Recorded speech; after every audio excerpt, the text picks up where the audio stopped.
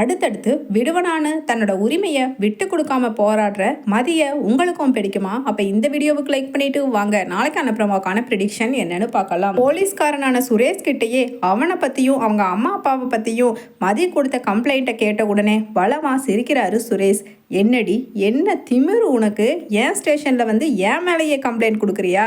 சரிதான் போ அப்படின்னு கை தட்டிட்டு தான் உட்காந்துருக்கிற வீல் சேரை ஒரு ரொட்டேட் பண்ணிக்கிட்டே உன் கம்ப்ளைண்ட்டை எடுக்க முடியாது, என்ன பண்ணுவியோ பண்ணு, அதையும் தான் நான் பார்க்குறேனே அப்படின்னு சொல்கிறாரு. அதே சமயம் மதி, அடுத்து இந்த கம்ப்ளைண்ட்டை நீங்கள் எடுத்து விசாரிக்கலைன்னா நான் ஐஜி வரைக்கும் போக வேண்டியது இருக்கும் அப்படின்னு சொல்ல லேசா அப்படியே தொண்டையெல்லாம் வறண்டு நாக்கு உள்ளே தள்ளுற மாதிரி ஆயிடுறாரு சுரேஷ். ஏற்கனவே இவனால் வேலைக்கு பிரச்சனை, இப்போ இங்கே மறுபடியும் இந்த கேஸை எடுக்கலைன்னா ஐயோ நம்ம வேலைக்கே வேட்டு வச்சிருவா போலையே அப்படிங்கிற மாதிரி முகம்லாம் வெளுத்து போய் நிற்க பக்கத்தில் சுற்றி வர இருக்கிற கான்ஸ்டபிள்ஸ் எல்லாம், மேடம் வேண்டாம் மேடம், வீட்டு பிரச்சனையை வீட்டிலையே பேசி தீர்த்துக்கலாம் மேடம், சார் தானே ஒன்றும் பிரச்சனை இல்லை மேடம் பார்த்துக்கலாம் அப்படின்னு சொல்லிட்டு சொல்கிறாங்க. உடனே மதி சொல்கிறாங்க, இதை பாருங்க, நான் உங்ககிட்ட கம்ப்ளைண்ட் கொடுக்கறதுக்கு வரல, இந்த ஸ்டேஷனோட எஸ்ஐ மிஸ்டர் சுரேஷ் சார் கிட்ட தான் நான் கம்ப்ளைண்ட் கொடுக்க வந்திருக்கேன், அதனால் நோ காம்ப்ரமைஸ் டாக் ப்ளீஸ் அப்படின்னு சொல்லிட்டு அங்கே இருக்கிற பின்னாடி நிற்கிற லேடி கான்ஸ்டபிள்ஸ் அண்ட்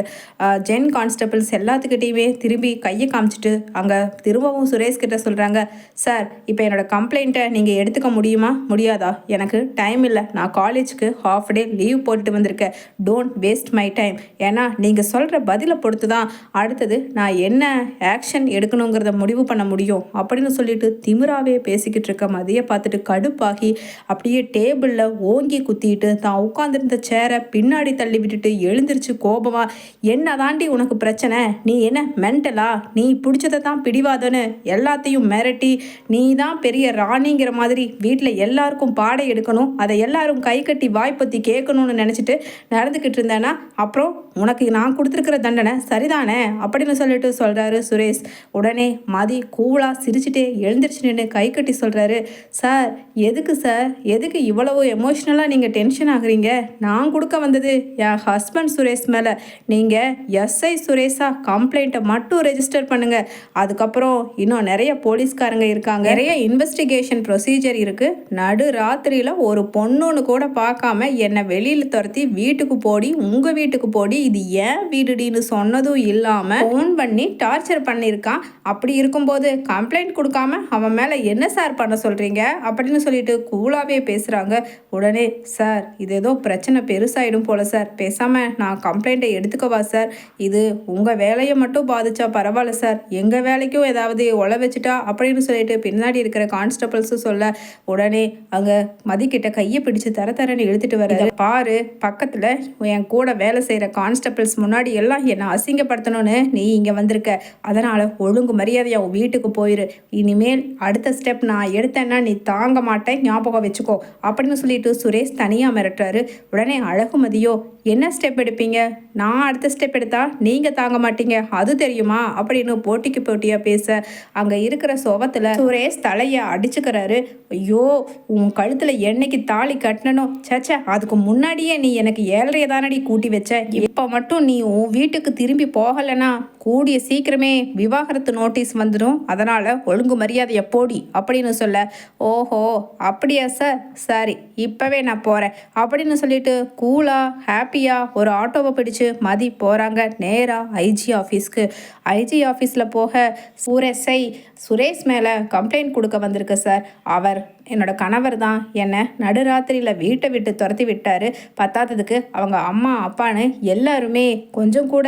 ஒரு மருமகளை நடத்துகிற மாதிரியே நடத்தாமல் ரொம்ப ஒரு அடிக்ட் மாதிரி எங்களை பண்ணணும், என் வீட்டில் இன்னொரு சிஸ்டர் இருக்காங்க சார், அவங்களையும் அதே மாதிரி தான் நடத்தணும்னு நடத்திக்கிட்டு இருக்காங்க சார், அவங்க பாவம் வெளியில் வந்து சொல்கிறதுக்கு தயங்கி பயந்துக்கிட்டு இருக்காங்க, ஆனால் நான் எஜுகேட்டட், நான் அதே மாதிரி இருக்கணுங்கிற அவசியம் கிடையாது சார், இந்த வழக்கை உறுதியாக நீங்கள் விசாரிக்கணும் சார் அப்படின்னு சொல்ல, அப்படியாம்மா இந்த சுரேஷ்க்கு இதே வேலையாக போச்சா, என்ன கான்ஸ்டபிள் சீக்கிரமாக ஒரு காலை போடுங்க அந்த எஸ்ஐக்கு அப்படின்னு சொல்லிட்டு சொல்ல, ஸ்டேஷனில் உட்காந்துருக்கிற எஸ்ஐ சுரேஷுக்கு கால் வருது, என்னங்க உங்கள் மிஸ்ஸஸ் உங்கள் மேலேயே கம்ப்ளைண்ட் கொடுக்குறாங்க, நீங்கள் என்ன இப்படி தான் நடந்துக்குவீங்களா அப்படின்னு பேச, உடனே சார் ஒரு நிமிஷம் சார் ப்ளீஸ் சார், நான் நேரில் வந்து சொல்கிறேன் அப்படின்னு ஃபோனை கட் பண்ணிவிட்டு தன்னோட மாமா தங்கராஜுக்கு ஃபோன் பண்ணுறாரு. மாமா பழையபடி மதி என் மேலேயும் நம்ம வீட்டு ஆளுங்க மேலேயும் கம்ப்ளைண்ட் கொடுத்துட்டா மாமா, எனக்கு வேலையை மறுபடியும்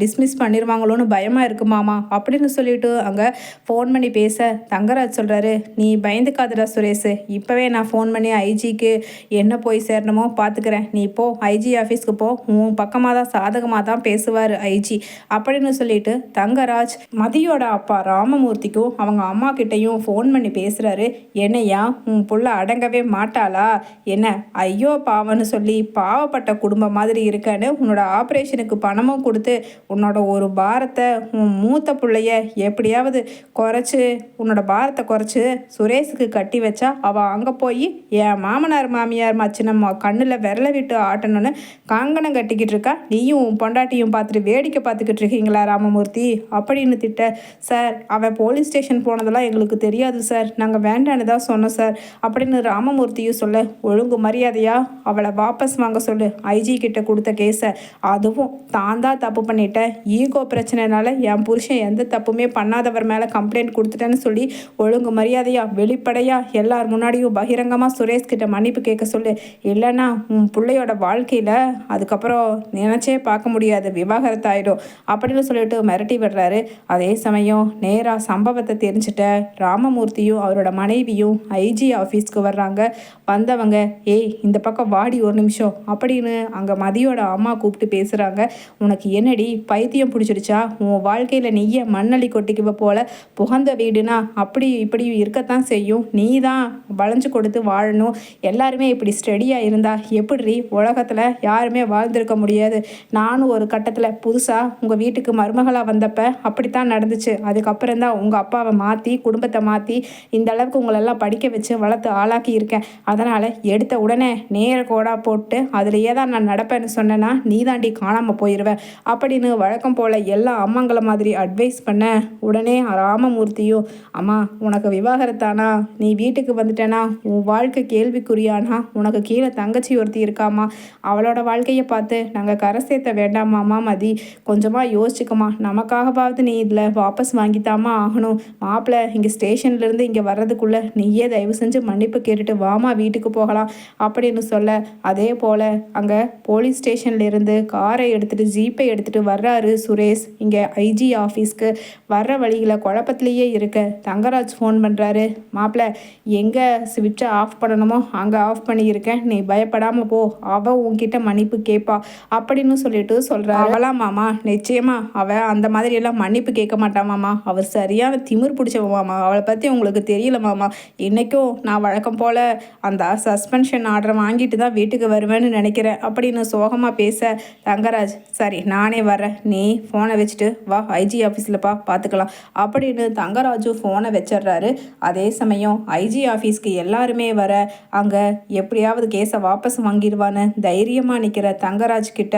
அங்கே மதி சொல்கிறா, என்ன விவாகரத்து கொடுத்துருவேன்னு மிரட்டினா எல்லாம் பயந்துக்குவோமா அப்படின்னு சொல்ல, ஐஜியும் தங்கராஜ் சார் என்ன நீங்களா அப்படின்னு குழுக்குழுன்னு கை கொடுத்து பேச, மதி நல்ல குடும்பம் தான் மாண்டி அட்ஜஸ்ட் பண்ணி போமான்னு ஐஜியும் அறிவுரை பண்ணுறாரு. அதை கேட்டுட்டு மதி, அப்படியா சார், ஓகே சார், ஏன்னா இவங்க என்னை விவாகரத்து பண்ணிடுவாங்கல்லன்னு சொல்லிட்டு வெளியில் போய் போராட்டம் பண்ணுறாங்க.